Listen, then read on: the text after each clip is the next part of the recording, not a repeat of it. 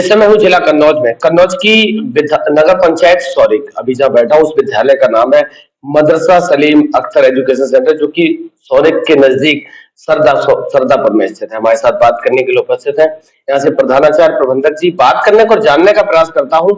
2 साल कोविड का समय रहा था, कोविड के बाद एक नई शुरुआत हुई थी, शिक्षा का दौर पूरी तरीके से खत्म हो चुका था। पिछला एक सेशन कंप्लीट हुआ है, जानने का प्रयास करता हूँ कोविड के समय क्या क्या चैलेंजेस फेस कर रहे थे, संस्था ने क्या क्या चैलेंजेस फेस करे, बच्चों में क्या क्या चेंजेस आए हैं, एजुकेशन का जो गैप हुआ था उसको पिछले सेशन में संस्था ने कैसे रिकवर किया, नए सेशन की शुरुआत हुई, इस बार क्या क्या तैयारियां हैं। सर, सबसे पहले तो आपका स्वागत है जी। 2 साल कोविड का समय रहा, सबसे पहला सवाल तो आपसे ये है कि विद्यालय की शुरुआत कब हुई थी?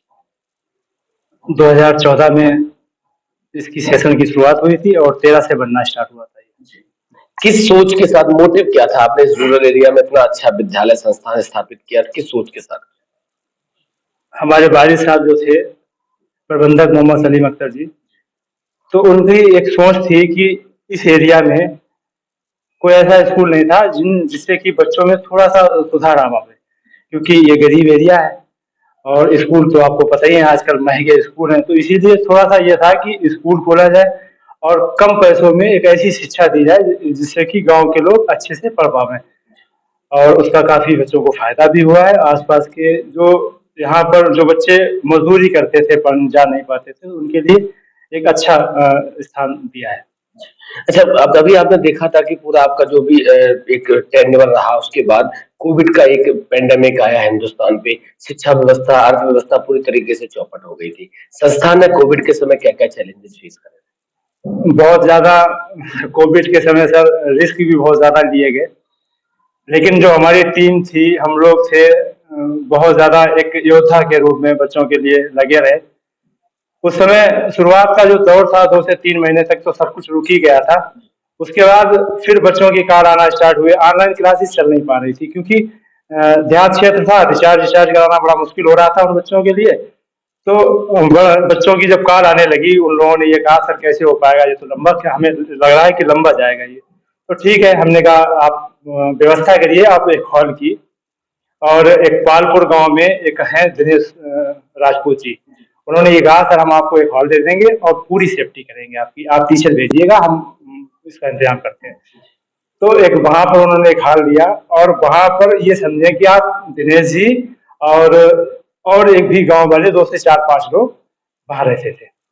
तो हमने एक टीचर से भेजे, 1 से 2 टीचर भेजे वहां पे, और जो कोविड के जो नियम थे उसके रूल्स के हिसाब से 3 फीट की दूरी के हिसाब से बैठाला बच्चों को, मास्क वास्क में बुला के शिक्षा व्यवस्था स्टार्ट कराई।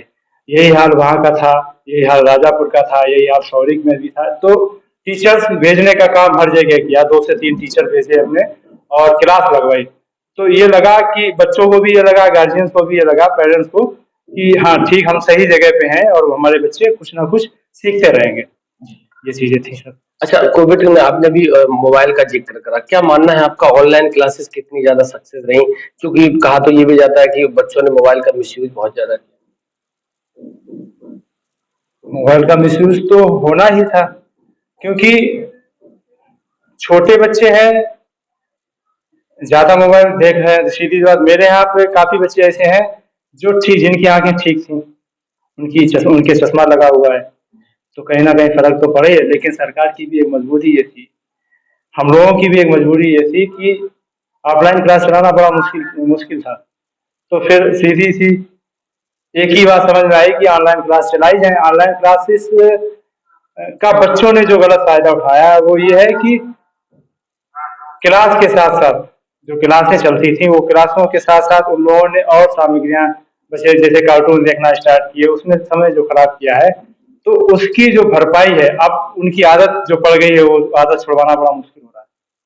अच्छा, एक सवाल और, क्या क्या प्रयास क्या करें उस एजुकेशन का जो गैप रहा उसको रिकवर करने? उसको रिकवर करने में जब अभी सितंबर से क्या क्या प्रयास क्या क्या? पिछले सेशन में जो सितंबर से स्कूल खोला गया था, तो बड़ा समस्याएं थी बच्चों में। जो बच्चा फर्स्ट क्लास में था वो थर्ड में पहुंच चुका था, तो कहीं ना कहीं वो अपने क्लास में फिर तो बैठ नहीं पा रहा था, तो उसके लिए एक्स्ट्रा क्लास का काम किया गया। और वो एक्स्ट्रा क्लास ऐसे चलाई हैं कि स्कूल की छुट्टी के बाद हमने 2 क्लासें दी थी बच्चों को, इंग्लिश की और मैथ की। पिछले साल में एक इंग्लिश, मैथ और एक हिंदी की भी क्लास दी गई थी, जो बच्चे लिखना पढ़ना सीखें सही से। सीधी सी बात, लिखना पढ़ना सीखेंगे तो सिलेबस कर पाएंगे। तो एक्स्ट्रा क्लास करी। एक्स्ट्रा क्लास के बाद में पेरेंट्स जो थे, बहुत अच्छा सहयोग दिया उन लोगों ने मेरे साथ। छुट्टी के बाद जो बच्चे कन्वेंस आते थे, यानी गाड़ी से आते थे, तो उन बच्चों से हमने बात करी, गार्जियन से बात करी कि अब हम क्लास लगाना चाहते हैं, एक्स्ट्रा क्लास बच्चों की, तो आप वापसी में कैसे ले जाएंगे? बोले आप काम करिएगा, छुट्टी में हम खुद ही लेने आएंगे। तो वो सब चलते रहे एक्स्ट्रा क्लास। अगली साल, पिछली साल तो 3 क्लासें चलती रही, इस साल 2 क्लासें चल रही हैं। फिर भी कहीं ना कहीं अभी भी कुछ ना कुछ प्रयास जारी है। अच्छा, एक सवाल और आपसे है। आपने देखा हिंदुस्तान पे धीरे धीरे पश्चिमी सभ्यता, वेस्टर्न कल्चर हावी हो रहा, बच्चे अपने मूल संस्कृति संस्कारों से दूर जा रहे हैं, क्या प्रयास करेगी संस्था इसको बचाने?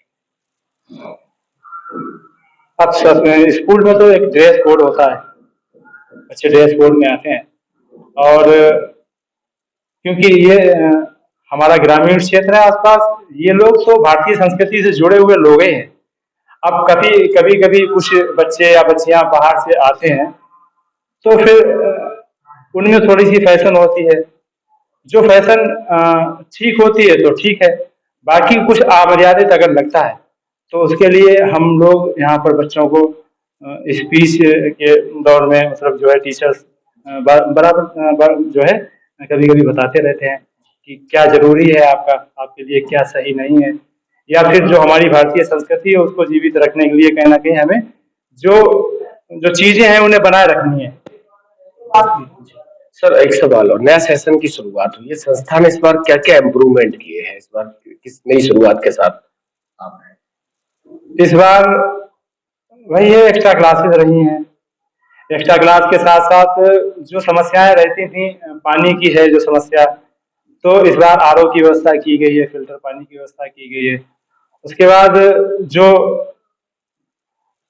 शौचालय की व्यवस्था होती है, तो उसमें कहीं ना कहीं लड़कों की वो जो है, गर्ल्स की और बॉयज की जो एक ही कंबाइंड में होती है, तो उसमें थोड़ी सी समस्या आती थी। अब इस बार जो है गर्ल्स की और बॉयज की अलग अलग शौचालय की व्यवस्था की गई है, और पानी की भी अच्छी सी व्यवस्था की गई है। जो बच्चे इस बार एक और है कि एक क्लास में 40 से 45 बच्चे, 50 बच्चे हो जाते थे, तो उसके लिए भी सेक्शन बांटे गए हैं। उसके लिए सेक्शन ऐसे बांटे गए हैं, अगर 50 बच्चे हैं तो 25-25 बच्चों का एक सेक्शन बनाया गया है, तो कहीं ना कहीं इससे बच्चों को राहत मिल रही है। अच्छा, एक सवाल और आपसे है, आसपास के जो भी पेरेंट्स आपके साथ जुड़े हैं, आगे जो अभी, चूंकि अभी एडमिशन का समय चल रहा है, तो जो लोग आपके साथ जुड़ने वाले हैं उनसे क्या कहना चाहते हैं? उनसे बस यही कहना चाहेंगे कि एक अच्छी शिक्षा के लिए आप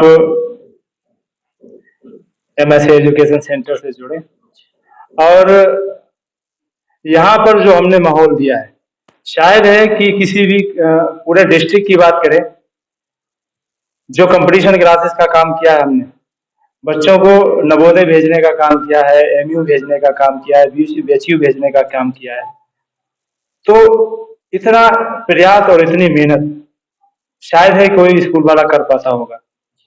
तो इसलिए बस बच्चों के अच्छे भविष्य के लिए आप हमसे जरूर जुड़ें। बहुत बहुत धन्यवाद। हमारी तरफ से भी आपको संस्थान के लिए, नए सेशन के लिए बहुत बहुत बधाई, शुभकामनाएं। धन्यवाद।